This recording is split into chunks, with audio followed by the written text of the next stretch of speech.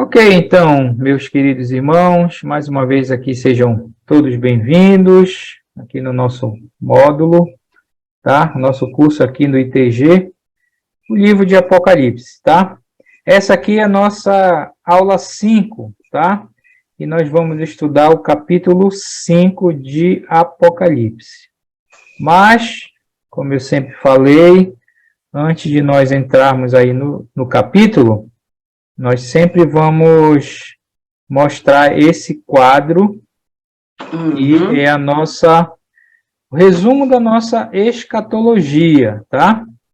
A escatologia é a parte da teologia que trata das coisas futuras. Então, nós temos um módulo escatologia e nós temos um módulo o livro de Apocalipse, tá?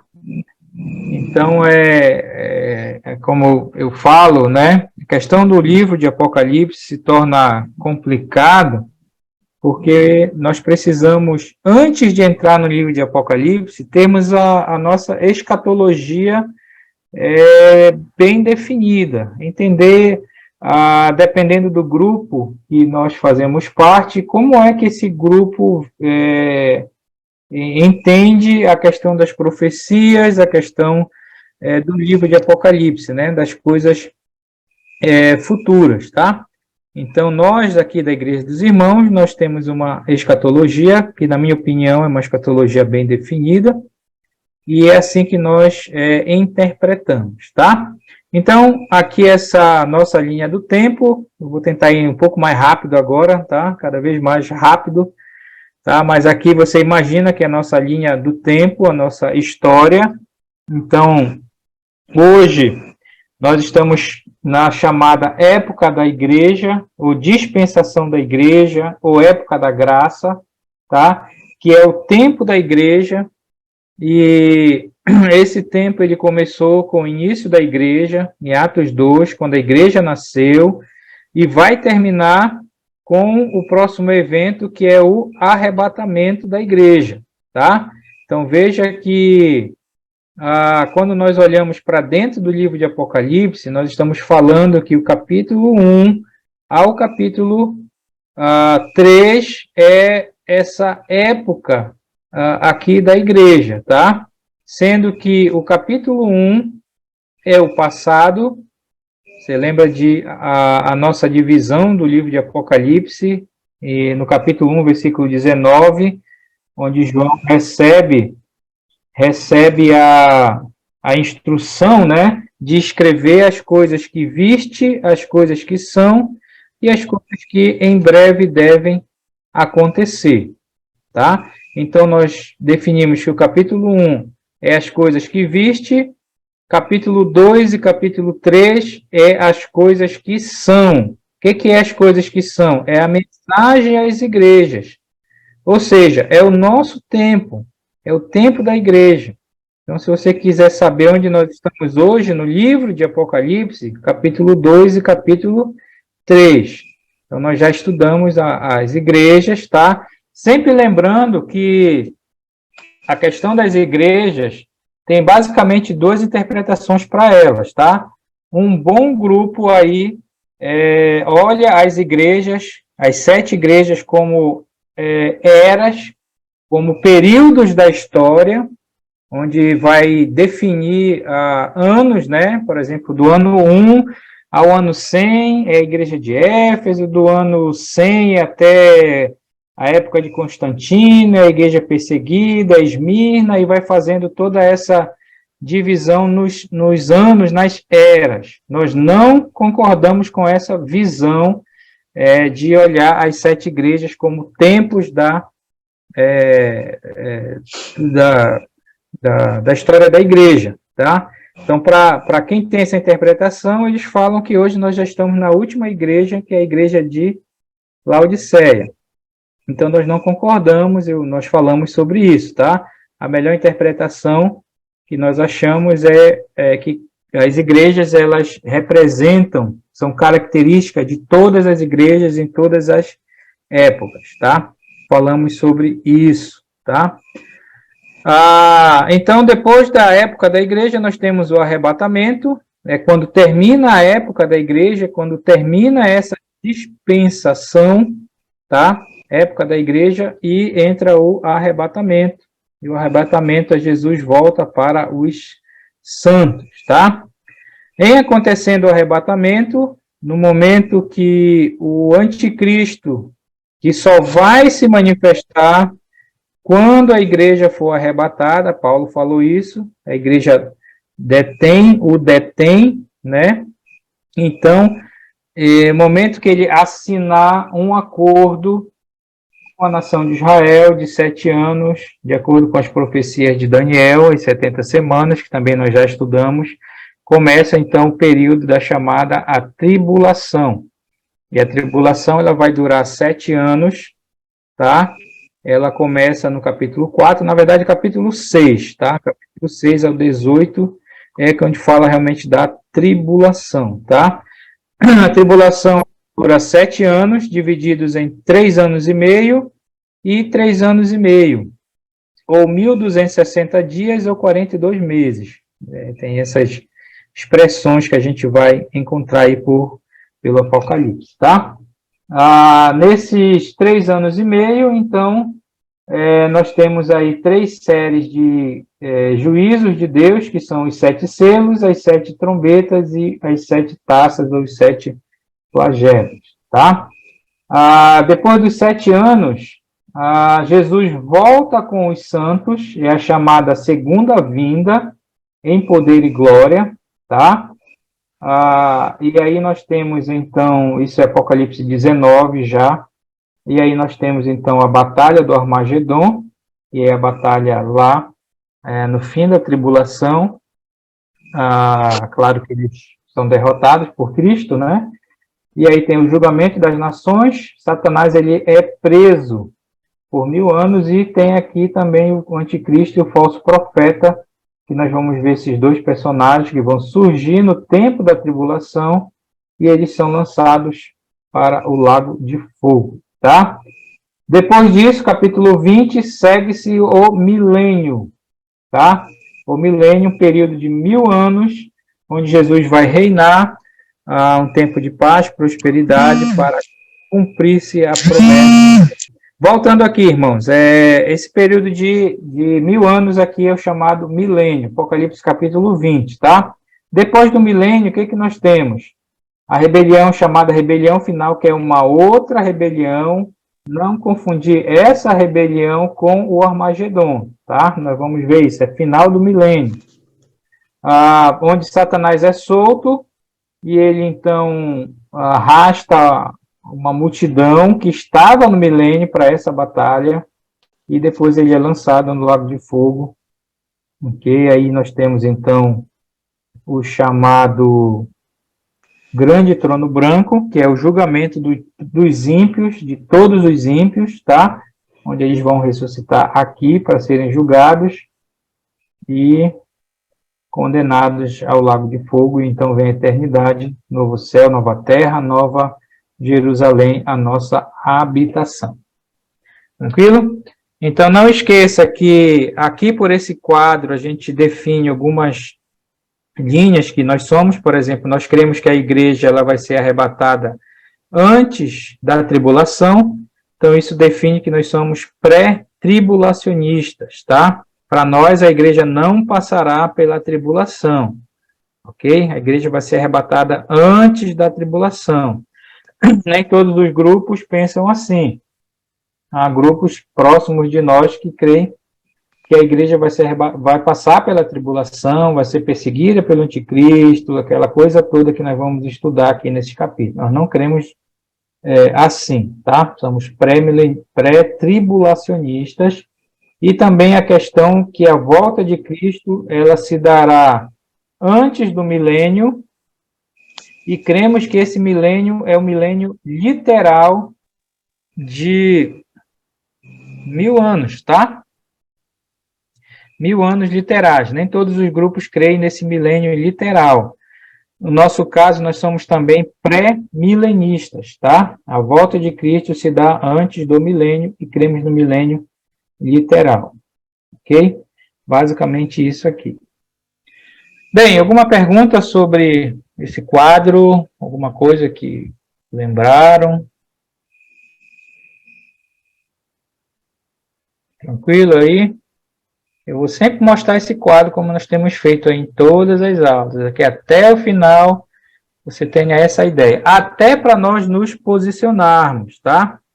Posicionarmos para sabermos onde nós estamos. Hoje nós vamos estudar o capítulo 5, tá? Então, o capítulo 5 ele está aqui dentro desse quadro aqui, né? Seria um prelúdio aí para a tribulação, tá? A tribulação, na verdade, nós vamos ver que é capítulo 6 ao 18, tá? Mas nós estamos vendo aí. Ok? A outra questão também, que é sempre bom lembrar, é que em se tratando do livro de Apocalipse, também tem várias interpretações, tá? Várias linhas aí de interpretação. Por exemplo, tem os preteristas, que creem que Apocalipse se cumpriu no primeiro século, né, que tudo estava lá no primeiro século, na época dos imperadores e tudo mais. Nós não cremos nessa interpretação.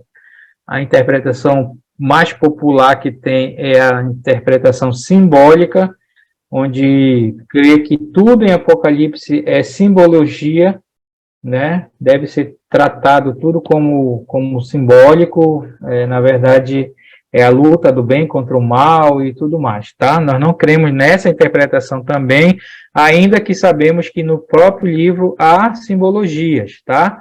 Mas o livro deve ser interpretado de maneira literal, tá?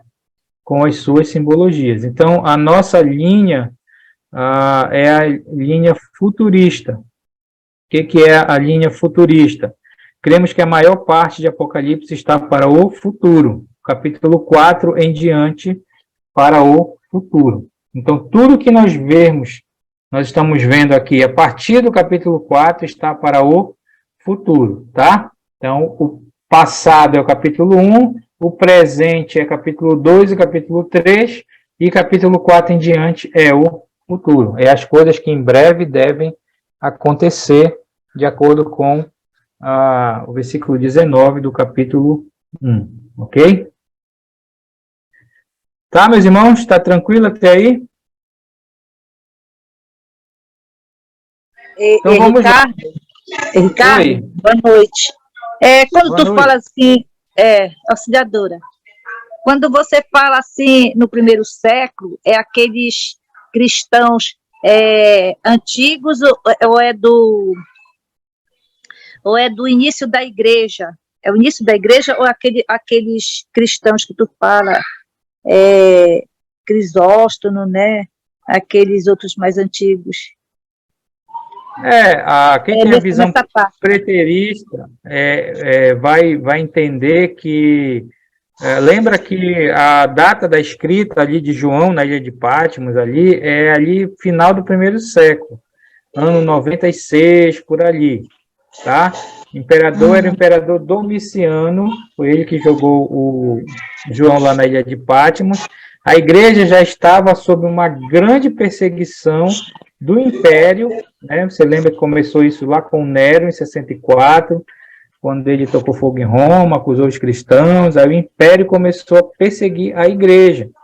Então, para os preteristas, eles creem que aquilo que foi escrito, o Apocalipse, foi cumprido ali nessa época, né? A perseguição, eles vão interpretar o anticristo como imperador, como Domiciano, como a besta, né? E toda aquela perseguição lá. Eles forçam muito, tem muita coisa que não encaixa, né? Mas eles têm essa visão. Então, é daquela época ali, do início, na verdade, do fim do primeiro século, né? Tá, só queria esclarecer para mim mesma. Tá bom. Vou esclarecer. Okay. Obrigada. Tá certo. Então, olha só, nós já estudamos o capítulo 4. Na verdade, o capítulo 4 e o capítulo 5 seria como um prelúdio para a tribulação, tá? Para a gente entender. Então, no capítulo 4, você lembra que a cena muda, né? A cena não é mais na terra, a questão das igrejas lá, mas a cena passa a ser no céu, né, onde João recebe o convite do próprio Senhor Jesus para subir em espírito até o trono de Deus, né, e ele chega lá e ele então descreve, né, tudo aquilo que ele está vendo lá, tá? E o capítulo 5, ele vai ser uma continuação daquilo que João está vendo ali, tá? Agora lembra, isso ainda não aconteceu. Dentro da nossa visão futurista, aquilo é o futuro, tá? Ainda vai acontecer, João está vendo o futuro lá.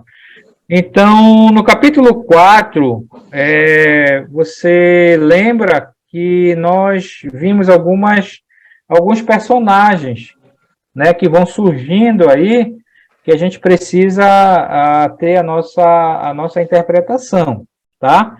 Por exemplo, João, ele viu 24 anciãos lá sentados em 24 tronos, tá?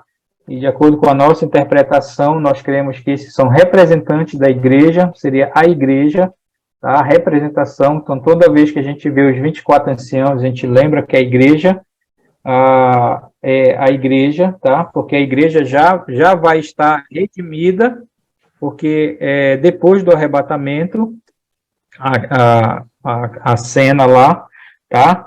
Então, os 24 anciãos é a igreja. O que mais que tinha lá no capítulo 4? Lembra? Ele viu mais o quê? Os 4 seres viventes, né? Isso, ele viu os 4 seres viventes, né?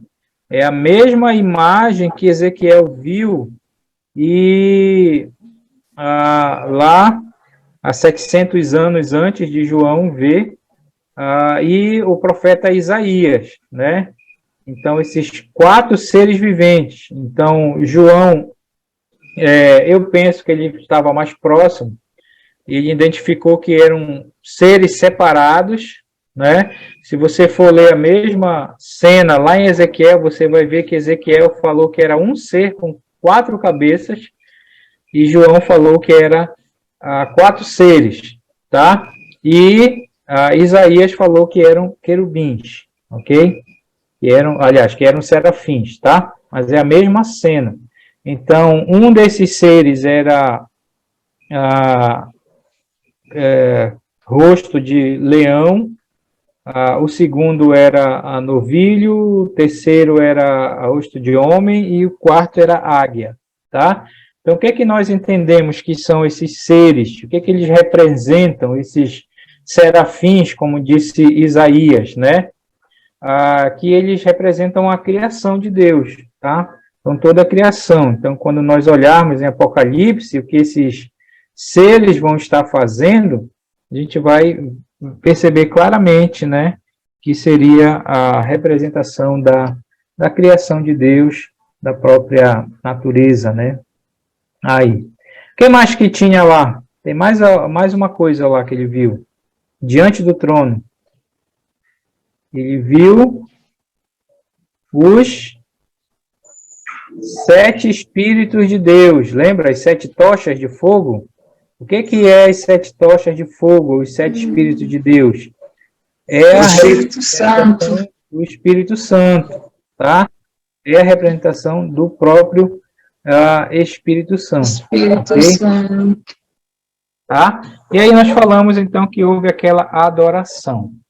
Adoração dos 4 seres, a questão da coroa e tudo mais, tá ok? Só lembrando que essa aula do capítulo 4 eu já disponibilizei para vocês, tá? Vocês não receberam ou não têm ou perderam aí, é só me pedir que eu envio novamente, tá? Então, estamos aí atualizados aí com os nossos vídeos das nossas aulas. Bem, vamos entrar aqui no capítulo 5. Então, olha só, o capítulo 5, ele é a continuação do capítulo 4, tá? Uma coisa que eu quero falar para vocês em Apocalipse é o seguinte, na verdade, não só o Apocalipse, mas toda a Bíblia, você tem que ter cuidado com a questão da cronologia, tá? Nós vimos isso quando estudamos a questão dos evangelhos e tudo mais. A Bíblia não foi escrita em ordem cronológica, tá? Ela foi escrita em temas. Nós vimos isso. Então, aqui em Apocalipse, a gente vai seguir na sequência aqui dos capítulos, mas o que vai acontecer? Alguns capítulos, eles vão ser o início. Por exemplo, a gente vai iniciar a tribulação no capítulo 6, mas quando chegar lá no capítulo 11, a gente vai voltar para o início da tribulação, entendeu? Então, às vezes, um capítulo ele vai estar falando de algo que está lá por início, outros que está lá por meio, outros que está lá para o futuro, tá? E, além disso, vai ter capítulos que nós chamamos de intervalos, ou interlúdio, tá? Que são capítulos que é uma pausa na revelação, tá? Onde esses capítulos eles vão explicar alguma coisa da tribulação, entendeu? Então, a gente tem que ter essa mas eu vou falando para vocês aqui, tá? Só para a gente ir lembrando aqui, tá joia? Então, o capítulo 5 ainda é a cena no céu, ainda é aquela cena que João está lá, diante do trono, tá? E ele já descreveu o trono, já descreveu o que ele viu, todas aquelas questões lá. E agora ele vai ver uma situação que vai acontecer lá, que vai ser aquilo que vai desencadear a tribulação no mundo, ok? Então vai ser algo bem mais, um pouco mais pesado aqui que ele vai começar a ver, tá bom? Bem, versículo 1 diz o seguinte: vi na mão direita daquele que estava sentado no trono um livro, escrito por dentro e por fora, de todo selado com 7 selos. Ok? Então você imagina a cena aí, João está lá, então ele vê esse livro, a palavra livro, a palavra rolo, a palavra Bíblia, onde vem a palavra Bíblia, né? Ele vê esse rolo, né? E esse rolo, ele estava o quê? Esse livro, ele estava na mão direita. Então, você lembra dessa expressão mão direita? Nós já vimos isso em Apocalipse, né? O que você lembra da mão direita? Algo que estava na mão direita de Jesus. O que era? Lá do capítulo 1 e 2. Você lembra? O livro, né, que ninguém foi considerado para abrir, Jesus. Não, estou falando lá antes. Na mão direita de Jesus. As 7 estrelas, né? Você lembra? Jesus tinha na mão as 7 estrelas na sua mão direita. O que é as 7 estrelas? O próprio livro de interpretação. As 7 estrelas são os 7 anjos das 7 igrejas, tá? Ou seja, são os pastores, são os líderes, são os mensageiros das 7 igrejas. Não são anjos, tá? Alguns têm essa interpretação que são anjos, tipo anjo da guarda de cada igreja. Não, são os líderes das igrejas que foi endereçada a carta. E nós falamos essa questão de estar na mão direita, é um lugar de honra, né? E aí nós fizemos aquela questão dos pastores, os líderes estão na mão direita, enfim. Mas esse livro está na mão direita daquele que estava sentado no trono. Esse é Deus Pai, ok? O livro está na mão de Deus Pai. E ele fala que esse livro, ele está escrito por dentro e por fora, ok? Por dentro e por fora. E esse livro, ele está de todo selado, está fechado, com 7 selos. Lembre que o número 7 é um número muito expressivo em Apocalipse, tá? O número 7 quer dizer perfeição, quer dizer completo, né? 7 selos, 7 estrelas, 7 candeeiros de ouro, 7 flagelos, 7 vozes, tá? Então, é o número que aparece mais em Apocalipse, tá? É o número, como alguns dizem, o número de Deus, é o número completo, tá? Então, olha só, esse livro, ele está selado com esses 7 selos, tá? Isso quer dizer que, você sabe que na época do, lá do Império, e essa é uma figura, você pode pensar que as igrejas que estão recebendo o livro de Apocalipse lá na época, elas vão entender muito bem isso, né? A questão de que quando você enviava uma correspondência e você selava aquilo ali, ninguém podia abrir, né? Então, esse livro está selado, tá? O que é esse livro? O que é que contém nesse livro?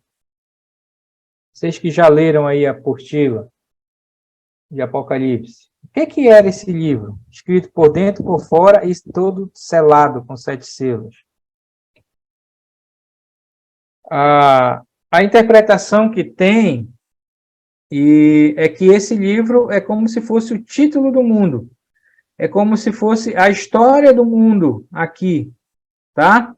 E é esse livro que vai desencadear o que vai acontecer para o futuro. É nesse livro que está aquilo que vai acontecer, tá? Alguns falam que é o título do mundo, que é a história do mundo, que está aqui nesse livro, e ele está selado, tá? Com esses 7 selos. Na realidade, o que vai acontecer? Esses 7 selos, eles vão ser quebrados por Cristo, nós sabemos disso, vamos ver lá para o futuro, lá para frente, capítulo 6. E cada vez que Jesus quebra um desses selos, aí o livro vai sendo aberto, e então vai acontecendo as coisas na tribulação. Então, é tudo parte desse livro aqui, que está na mão direita de Deus. Então, veja que é um livro muito importante, tá? É um livro muito importante. João vê essa cena, então, aí. Ok? Versículo 2. Vi também um anjo forte que proclamava em grande voz: quem é digno de abrir o livro e de lhe desatar os selos? Então, a gente começa a ver essa visão desse anjo forte aqui. Tá? Um anjo forte, um mensageiro, um ser celestial, tá? E o fato desse forte é que ele era diferenciado. A gente vai ver uma figura que poderá ser o mesmo ou não, aqui no capítulo 10, que é um outro anjo forte que aparece no capítulo 10. Alguns têm a interpretação que esse anjo forte seria Cristo. Não é uma boa interpretação, tá? Nós não concordamos com essa visão de que esse anjo forte seria Cristo, até porque aqui não dá certo, mas lá no capítulo 10, eles acham que é Cristo, não é, tá? Então, olha só, João, então, ele vê esse anjo forte, e o que esse anjo forte vai fazer, tá? Ele vai proclamar em grande voz, tá? Uma pergunta, né? Quem é digno, quem é merecedor de abrir o livro e de quebrar os selos? Então, imagine aí, tá? A cena, tá? Esse anjo vai perguntar se tem alguém digno ou alguém merecedor que pode abrir esse livro e quebrar os selos. Esse livro que está na mão de Deus Pai. Pergunta, isso já aconteceu, sim ou não? Hoje, para nós? Não. Não, nunca perca isso. Isso é o futuro, tá?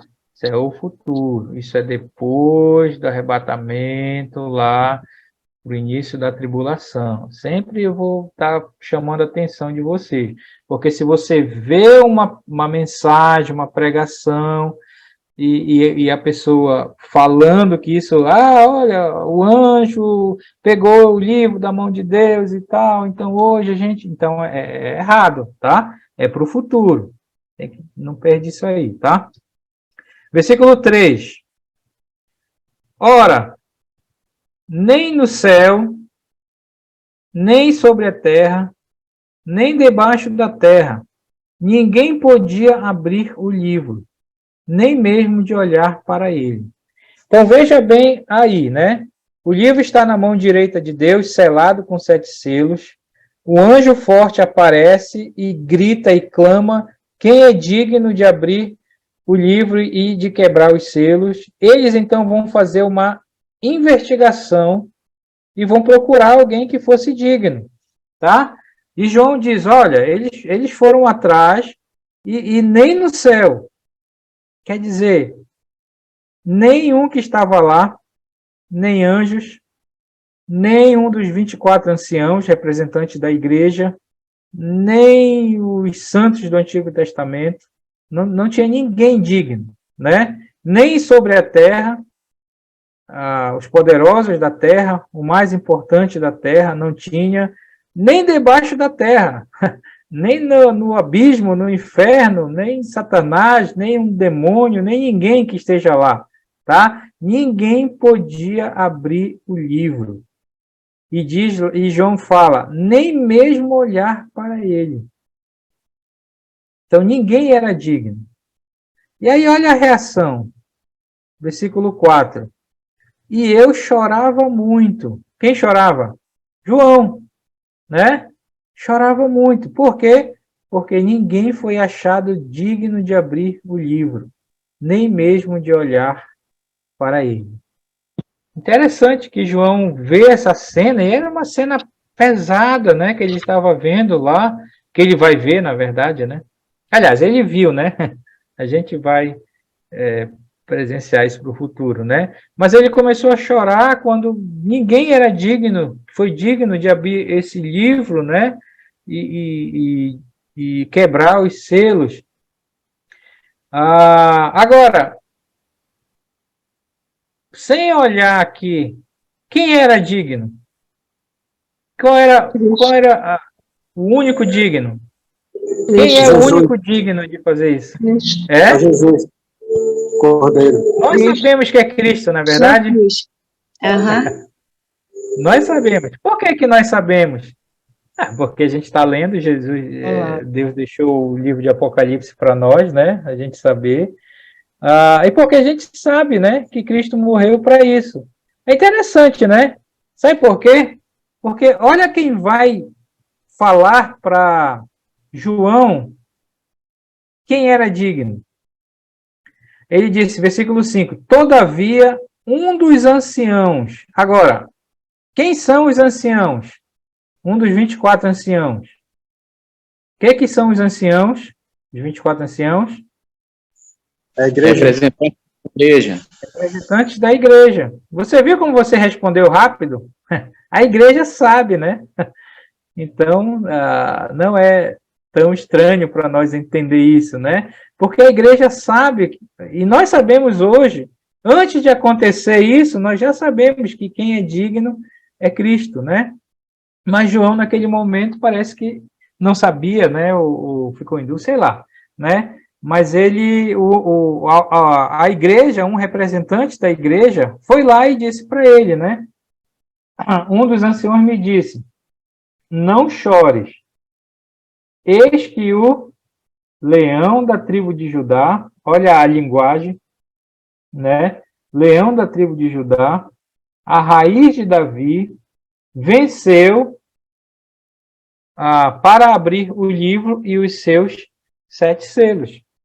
Então, nesse momento que João está lá chorando, porque ninguém foi achado digno de abrir o livro, um dos anciãos vai lá e diz, olha, João, não chora. Não chora porque está aí o leão da tribo de Judá, né? A raiz de Davi. Ele venceu, ele morreu, ele ressuscitou, e ele é digno de abrir o livro e de quebrar os selos.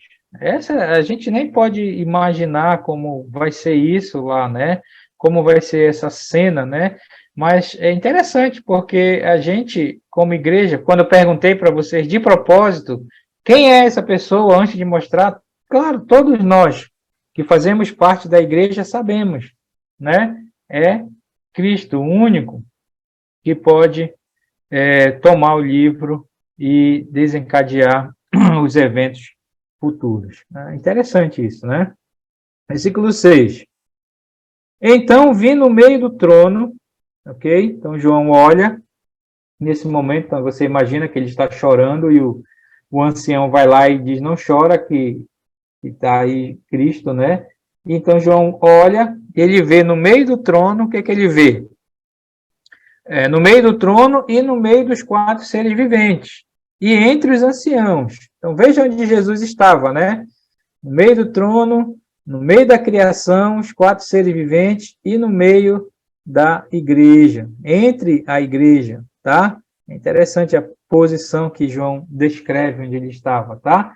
Ele está de pé, a ideia de pé é a ideia de um vencedor, tá? O que que ele vê? Um cordeiro, como tendo sido morto, esse é Cristo, ok? Como tendo sido morto. E aí ele tinha 7 chifres, e aí você imagina, claro que aqui é simbólico, né? Cristo, o que que é chifres? Quando você vê a chifres, né? Apocalipse, a ideia de chifres é a ideia de poder, é a ideia de autoridade, tá? Então, 7 é perfeição, quer dizer, o perfeito poder, ou a perfeita autoridade, né? Que Cristo tem agora, né? É esse que é os 7 chifres aqui. Bem como 7 olhos, aí você sabe, nós já falamos também que olhos em Apocalipse significa sabedoria, a onisciência, então 7 é a perfeita sabedoria. Aqui a gente vê as 2 qualidades, né, de Deus, né, que só Ele tem, só Cristo tem, que é o perfeito poder, a onipotência, e o perfeita sabedoria, que é a onisciência, tá? Aí, e esses olhos que são os 7 Espíritos de Deus, nós já sabemos que os 7 Espíritos de Deus é o Espírito Santo, ok? É o Espírito Santo. Aí, e esse detalhe, enviados por toda a terra, tá? Enviados por toda a terra. Eu não sei se foi nessa aula ou foi em escatologia, né? Que alguém fez a seguinte pergunta: a igreja vai ser tirada, o Espírito Santo no arrebatamento vai com a igreja. E como vai ficar esse mundo? Então parece que dá a ideia que o Espírito Santo não vai estar, né? Ele vai estar convencendo as pessoas na época da tribulação. E eu vejo esse versículo como prova disso, porque ele foi enviado por toda a terra. O Espírito Santo vai ser enviado por toda a terra. A gente vai ver que quem vai pregar na tribulação, hoje a bola da vez está com a igreja. A igreja é quem deve anunciar o evangelho. Antes disso era a nação de Israel.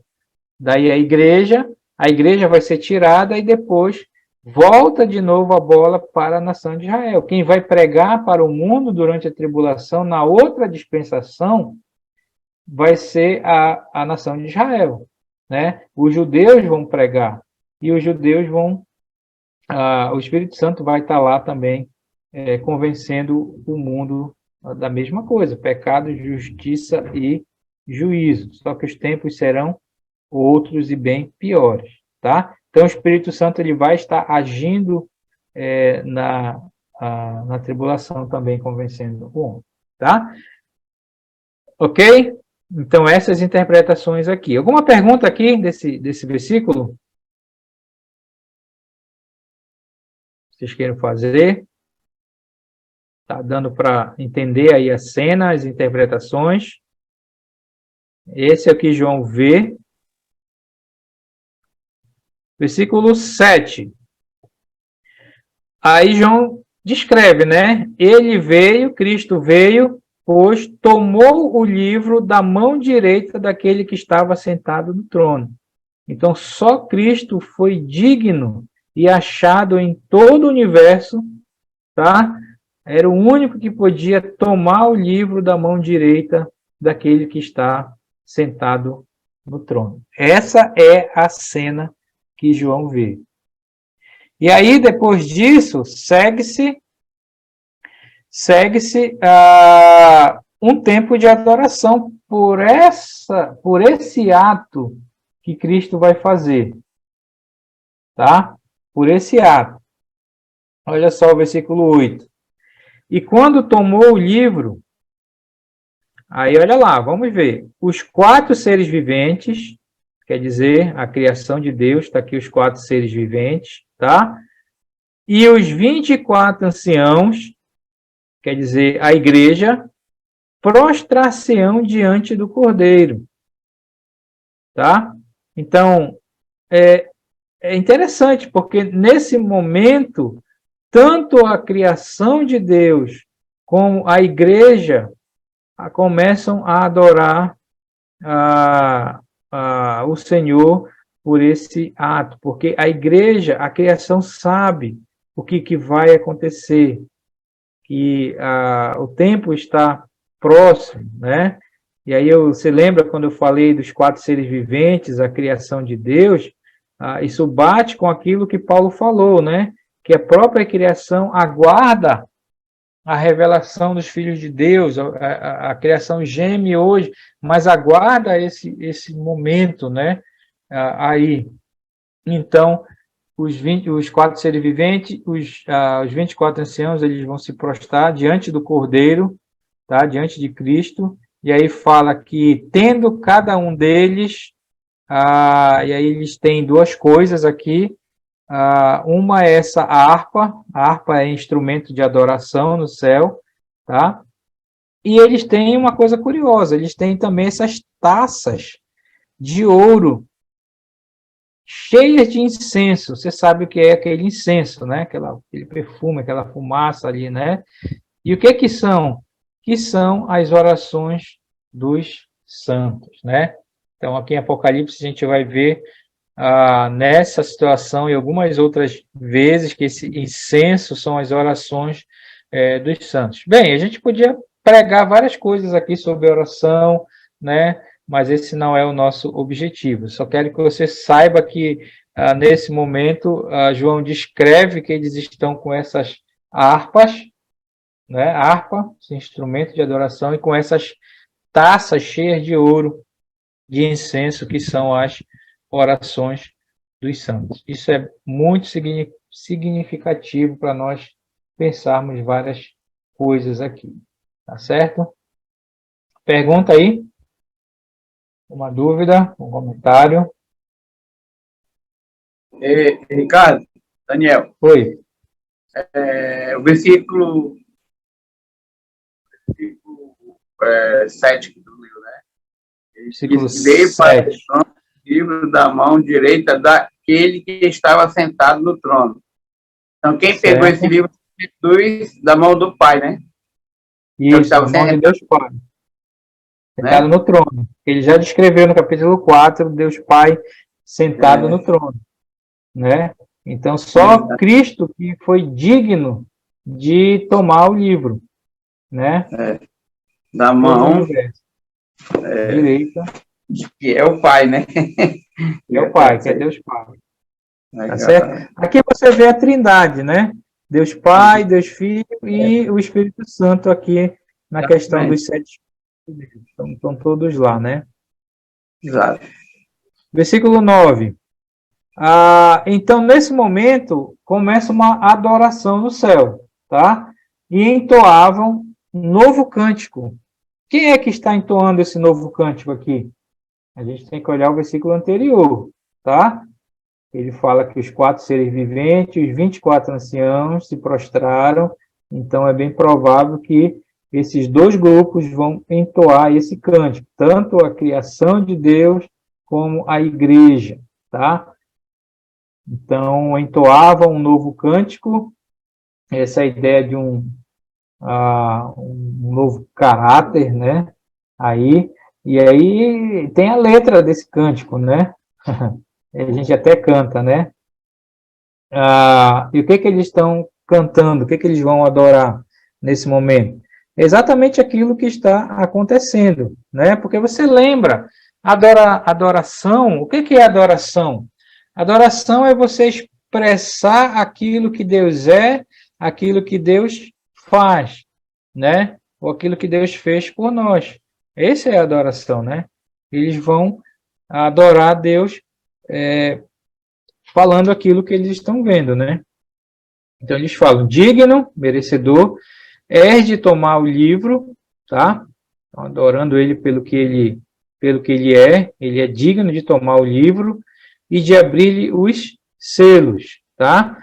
Porque fostes morto e com teu sangue compraste para Deus os que procedem de toda tribo, língua, povo e nação. Veja que esse cântico ele é muito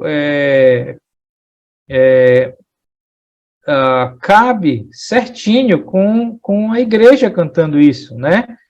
Porque a igreja entende muito bem essa questão de que ele foi morto, não é isso que a gente prega desde quando a nossa conversão, Jesus foi morto, que derramou o seu sangue, né? E nos deu uma nova vida e tudo mais. Então é exatamente isso, né? Mas eu tenho certeza que nesse momento, essa música que nós vamos cantar lá, porque nós fazemos parte da igreja, vai ter um sentido bem mais significativo, né? Que aqui a gente canta às vezes, né? A verdade é que às vezes a gente nem está prestando atenção naquilo que a gente está cantando, né? Não é ainda que seja uma verdade, mas parece que não penetra. Mas nesse momento aqui, quando a gente cantar essa música, com certeza vai ser algo lá do fundo mesmo, né? Porque a gente vai ver a cena, a gente vai entender realmente, né? Aquilo, a gente vai estar vendo aquilo e vai cantar realmente. A gente sabe que Jesus é digno de tomar o livro, de abrir o selo, porque ele foi morto, porque ele nos comprou para Deus, né? Mas nesse momento vai ter algo especial realmente para a gente fazer, tá? A gente vai cantar isso aí.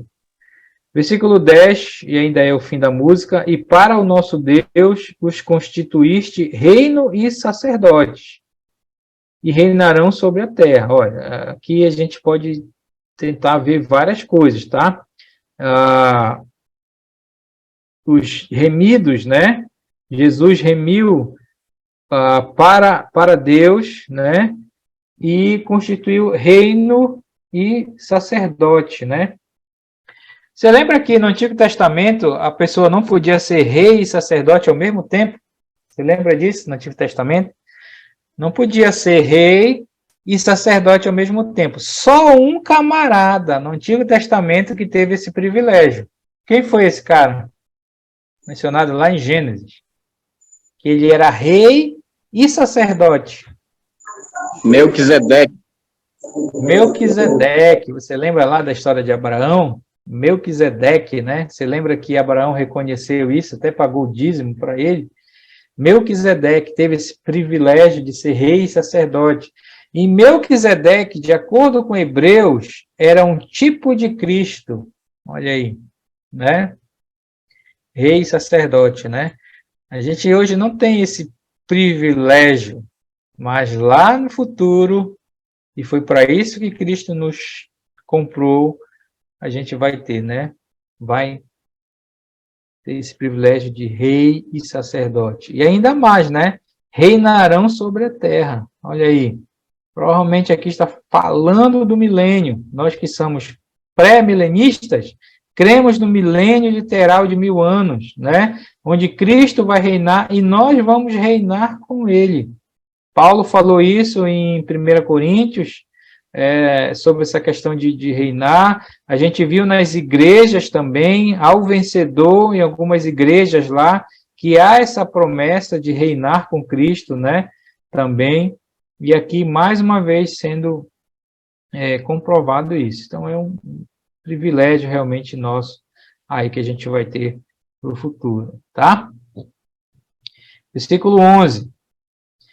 E aí vem outro grupo para essa adoração, né? Vi e ouvi uma voz de muitos anjos. Aqui são os anjos agora, né? Ao redor do trono, dos seres viventes e dos anciões, cujo número era de milhões e milhares de milhares. Então, esses anjos agora também, né? É interessante, né? Porque a criação aguarda esse momento, a igreja aguarda esse momento, os anjos também, né? Então, nesse momento, você sabe que o versículo, né? Os anjos anelam perscrutar, né? Eu sei que a gente usa lá para o anjo quer evangelizar e tudo mais, mas é o privilégio da igreja, e a outra interpretação é que o anjo quer entender a igreja e tudo mais, né? Mas os anjos também estão cientes dessa situação, e nesse momento, quando isso acontecer, eles também vão adorar, todos os anjos, né? Aí, e o que eles vão dizer, esses anjos? Proclamando em grande voz, digno é o Cordeiro, a mesma coisa, né? Que foi morto, de receber o poder, a riqueza, a sabedoria, a força, a honra, a glória e o louvor. Quantas qualidades? Quando eu falar para vocês quantos, já pensa no número 7. Olha como são 7 qualidades aqui, né? 1, poder, 2, riqueza, 3, sabedoria, 4, força, 5, honra, 6, glória, 7, louvor. Então, esse é um louvor perfeito, um louvor completo, né? Onde os anjos vão adorar e proclamar que Cristo, o Cordeiro, é digno, que foi morto, né? De receber tudo isso, de todo esse louvor de perfeito, tá? Versículo 13. Então, ouvi que toda criatura, agora esse é um outro grupo. Então, primeiro grupo, os 4 seres viventes e os 24 anciãos adoraram. O terceiro grupo, os anjos começam a adorar. E agora, toda criatura, todo o universo, nesse momento que Jesus pega o livro da mão de Deus Pai, né? Ouvi que toda criatura onde? Que há no céu, quer dizer, lá no céu, onde nós estivermos lá, sobre a terra, né? E até debaixo da terra, e sobre o mar, tudo o que neles estava dizendo. O que toda criatura nesse momento vai adorar? Aquele que está sentado no trono e ao Cordeiro, seja o louvor e a honra e a glória e o domínio pelos séculos dos séculos. A verdade é que no fim, como dizia o pastor Bill, todo mundo vai ser crente. Crente no céu, crente na terra e até crente no inferno, né? Porque nesse momento toda criatura vai reconhecer Cristo e Deus Pai e vão adorar nesse momento, né? O Cordeiro, seja o louvor, a honra, agora pelos séculos dos séculos. E aí, para encerrar, e aí nesse momento, volta de novo aqui, e os 4 seres viventes respondiam amém, quer dizer, a criação de Deus nesse momento, né, em face daquilo que toda criatura está adorando, no sentido de que o domínio pelos séculos dos séculos será de Cristo, né? Então, a criação vai dizer amém, né? Que assim seja. E a igreja, quer dizer, também os anciãos, o que eles vão fazer? Prostraram-se e adoraram. Então, essa vai ser uma cena muito bonita, né? Muito maravilhosa de se ver ali no céu, quando isso realmente acontecer no futuro. Será que vai acontecer mesmo? Ou é só uma ficção? Claro que vai.